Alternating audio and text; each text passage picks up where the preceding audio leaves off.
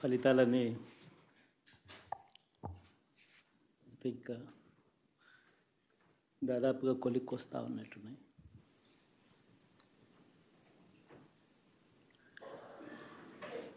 చూసిన ఫలితాలు జరిగిన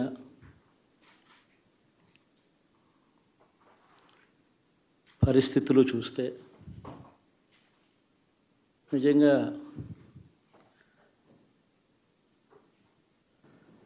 ఆశ్చర్యంగా కూడా ఉన్నాయి.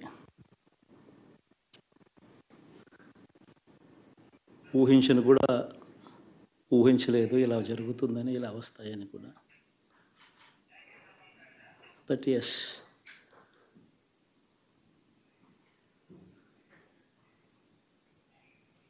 అమ్మఒడి అందుకున్న 53 లక్షల మంది తల్లులకు మంచి చేసినాం, పిల్లలు బాగుండాలి, వాళ్ళ చదువులు బాగుండాలని తాపత్రయపడుతూ అడుగులు వేశాం. మరి అక్క చెల్లెమ్మల ఓట్లు ఏమయ్యాయో తెలీదు. 66 లక్షల మంది అవ్వాతాతలకు, వితంతులకు, వికలాంగులకు గతంలో ఎప్పుడు జరగని విధంగా మంచి చేశాం. వారి కష్టాల్లో తోడుగా ఉంటూ, వారి కష్టాన్ని అర్థం చేసుకుంటూ, వారి ఇంటికే పంపించే వ్యవస్థను సైతం తీసుకొస్తూ,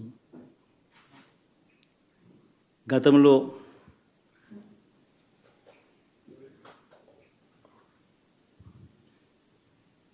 మా ప్రభుత్వం అధికారంలోకి రాకమునుపు ఇస్తూ ఉన్న చాలని పెన్షన్ నుంచి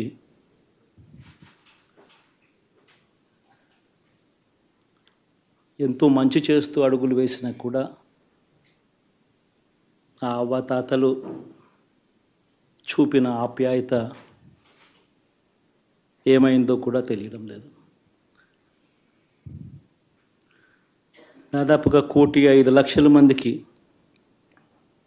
పొదుపు సంఘాల అక్క చెల్లెమ్మలకు మంచి జరిగిస్తూ, వారి కష్టాలనే మా కష్టాలుగా భావిస్తూ, ఇచ్చిన ఏ మాట తప్పకుండా అన్ని రకాలుగా వాళ్ళకు అండగా ఉంటూ, ఆసరాతో తోడుగా ఉన్నాం, సున్నా వడ్డీతో సైతం అండగా ఉన్నాం, చేయూత సైతం తోడుగా ఉంటూ నిలిచాం.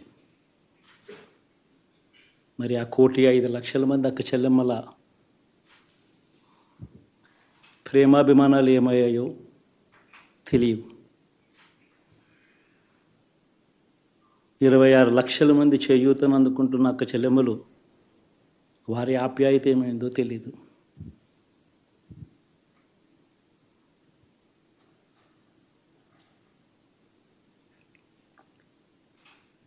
పిల్లల చదువుల కోసం ఏ తల్లి ఏ తండ్రి ఇబ్బంది పడకూడదు అని మొట్టమొదటిసారిగా పూర్తి ఫీజులు ఇస్తూ తీసుకొచ్చి అంతగా నిలిచాం. చదువుల్లో ఎప్పుడూ చూడని మార్పులు తీసుకొచ్చాం. దాదాపుగా 12 లక్షల మందికి సంవత్సరానికి మంచి జరిగిస్తూ, ఆ పిల్లలు, ఆ తల్లుల అభిమానం ఏమైందో కూడా తెలియదు.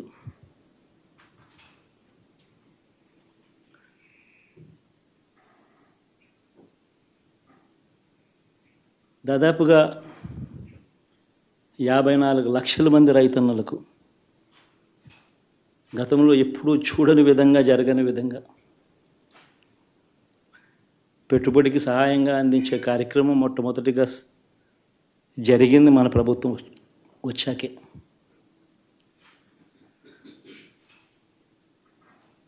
మరి అంతగా రైతన్నలకు తోడుగా ఉంటూ, రైతన్నలకు రైతు భరోసా ఇవ్వడం కానీ, సమయానికే వారికి ఇన్పుట్ సబ్సిడీ ఎప్పుడు జరగని విధంగా సీజన్ ముగిసేలోగానే ఇచ్చే కార్యక్రమం కానీ, ఉచిత ఇన్సూరెన్స్ కానీ, పగటిపూట 9 గంటలు ఇచ్చే కార్యక్రమం కానీ, ఉచిత విద్యుత్ ఇచ్చే కార్యక్రమం కానీ, మరి 1/2 మంది రైతన్నల ప్రేమ ఏమైందో తెలీదు.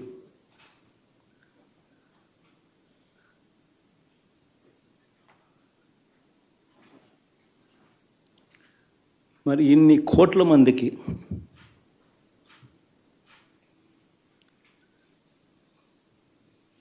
పేదవాడికి తోడుగా ఉంటూ ఆటో డ్రైవర్లు నడుపుకుంటా ఉన్నవాళ్ళు ఆటోలు దోలుకుంటూ టాక్సీలు దోలుకుంటూ ఇబ్బంది పడకూడదని వారికి అండగా ఉంటూ ఓ వాహనమిత్ర, నేతన్నలకు అండగా ఉంటూ ఓ నేతన్న నేస్తం, మత్స్యకారులకు తోడుగా ఉంటూ మత్స్యకార భరోసా, ఫుట్పాత్ మీద చిన్న చిన్న ఇడ్లీ షాపులు పెట్టుకొని నడుపుకుంటూ, చిన్న చిన్న బంకులు పెట్టుకొని నడుపుకుంటూ, చిన్న చిన్న వ్యాపారాలు చేసుకుంటా ఉన్న వీళ్లకు, నా అక్క చెల్లెమ్మలకు, నా అన్నదమ్మలకు మంచి జరగాలని ఆరాటపడుతూ వాళ్ళకు ఒక తోడు, నా రజకులకు, నా నాయి బ్రాహ్మణులకు, నా టైలర్లకు అని అండగా ఉంటూ వారికి ఒక చేదోడు. మరి ఇన్ని లక్షల మందికి ఇంత మంచి చేసి, ఇన్ని కోట్ల మందికి, లక్షలు కూడా కాదు, కోట్ల మందికి మంచి జరిగించి, ఎప్పుడు జరగని విధంగా మేనిఫెస్టో అంటే ఒక చెత్తబుట్టలో పడేసే డాక్యుమెంట్ కాదు. ఒక మేనిఫెస్టో అంటే ఒక బైబిల్ అని, ఒక ఖురాన్ అని, ఒక భగవద్గీత అని మొట్టమొదటి రోజు నుంచి కూడా భావిస్తూ ఏకంగా 99% వాగ్దానాలు అమలు చేసి అంతే చిత్తశుద్ధితో ఆ మేనిఫెస్టోను కూడా అక్క చెల్లెమ్మల ఇంట్లోకి తీసుకొని వెళ్ళి చూపించి మీరే టిక్కు పెట్టండి అనే నిబద్ధత గల ప్రభుత్వంగా పనిచేసాం. ఇప్పుడు జరగని విధంగా పిల్లల చదువులు, పేదరికం పోవాలి అని అంటే పిల్లల చదువులకు క్వాలిటీ ఎడ్యుకేషన్ అవసరం అని మొట్టమొదటిసారిగా ఇంగ్లీష్ మీడియంను వ్యతిరేకిస్తున్న వాళ్ళందరూ పెత్తందారులతో యుద్ధం చేసి సైతం పిల్లలకి ఇంగ్లీష్ మీడియం తీసుకొని రావడమే కాకుండా టోఫుల్, ఐబీ లాంటి కళలు కూడా కలం. ఆ పేద పిల్లలకు అండగా నిలబడాలని, తోడుగా ఉండాలని, వారి చరిత్రలు మార్చాలని, ఎప్పుడు చూడని విధంగా గ్రామ స్థాయిలోనే సచివాలయ వ్యవస్థ, వాలంటీర్ల వ్యవస్థ తీసుకొచ్చి ప్రతి ఇంటికి సేవను అందించే కార్యక్రమం చేశాం. వివక్ష లేకుండా, కరప్షన్ లేకుండా దాదాపుగా 2,70,000 కోట్ల రూపాయల పైచిలకు ఇంటి వద్దకి అందించగలిగాం.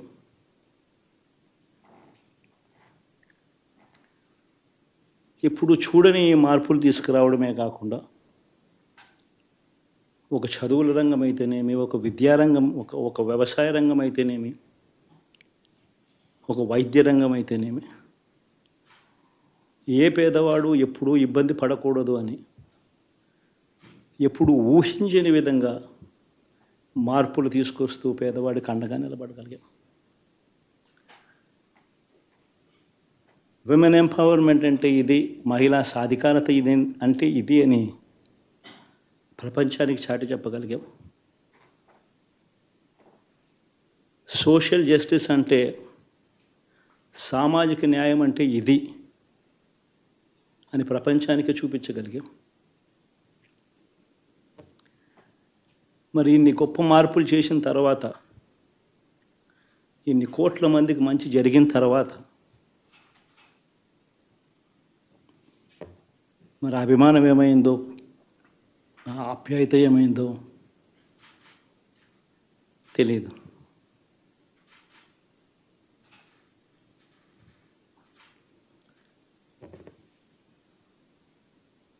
ఎవరో మోసం చేశారో, ఎవరో అన్యాయం చేశారో అని చెప్పి అనొచ్చు, కానీ ఆధారాలు లేవు.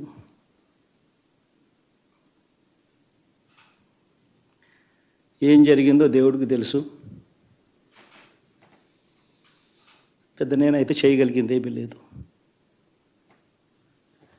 ప్రజల తీర్పు తీసుకుంటాం, కానీ మంచి చేయడానికి మాత్రం ప్రజలకు తోడుగా ఖచ్చితంగా ఉంటాం. వాయిస్ ఆఫ్ ది వాయిస్లెస్ కింద ఈ పార్టీ తాను చేయాల్సిన పని తప్పకుండా చేస్తుంది. పేదవాడికి అండగా ఉండే కార్యక్రమంలో ఎప్పుడూ కూడా పేదవాడికి తోడుగా ఉంటూ గలం విప్పుతుంది, పేదవాడికి అండగా నిలుస్తుంది. పెద్ద పెద్ద వాళ్ళ కూటమి ఇది, ఢిల్లీలో సైతం శాసించే పరిస్థితుల్లో ఉన్న కూటమి ఇది. ఆ కూటమిలో ఉన్న బీజేపీకి, ఆ కూటమిలో ఉన్న చంద్రబాబు గారికి, ఆ కూటమిలో ఉన్న పవన్ కళ్యాణ్ గారికి అందరికీ కూడా వాళ్ళ గొప్ప విజయానికి అభినందనలు.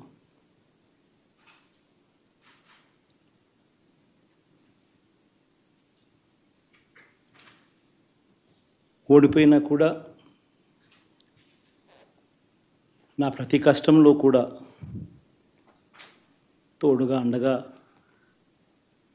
నిలబడిన నా ప్రతి నాయకుడికి, ప్రతి కార్యకర్తకు, ప్రతి వాలంటీర్కు, ప్రతి ఇంట్లో నుంచి వచ్చిన ప్రతి స్టార్ క్యాంపెయినర్గా నాకు తోడుగా నిలబడిన నా అక్క చెల్లెమ్మలకు, అన్నదమ్ములకు, మీ అందరికీ మనస్ఫూర్తిగా మీ అందరికీ కూడా కృతజ్ఞతలు తెలియజేస్తా ఉన్నాను. ఏం జరిగిందో తెలియదు, కానీ ఏమి చేసినా, ఎంత చేసినా ఇంకా 40% ఓటు బ్యాంకు మాత్రం తగ్గించలేకపోయారు. ఖచ్చితంగా మళ్ళీ ఇక్కడి నుంచి లేస్తాం.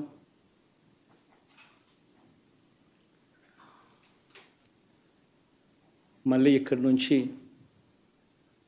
గుండె ధైర్యంతో నిలబడి మళ్ళీ లేస్తాం. ప్రతిపక్షంలో ఉండడం కొత్త కాదు, పోరాటాలు చేయడం అంతకన్నా కొత్త కాదు. నా రాజకీయ జీవితం అంతా కూడా ప్రతిపక్షంలోనే గడిపా, ఈ 5 సంవత్సరాలు తప్ప. పోరాటాలే చేశా. రాజకీయ జీవితంలో ఎవడు చూడని కష్టాలు కూడా అనుభవించా.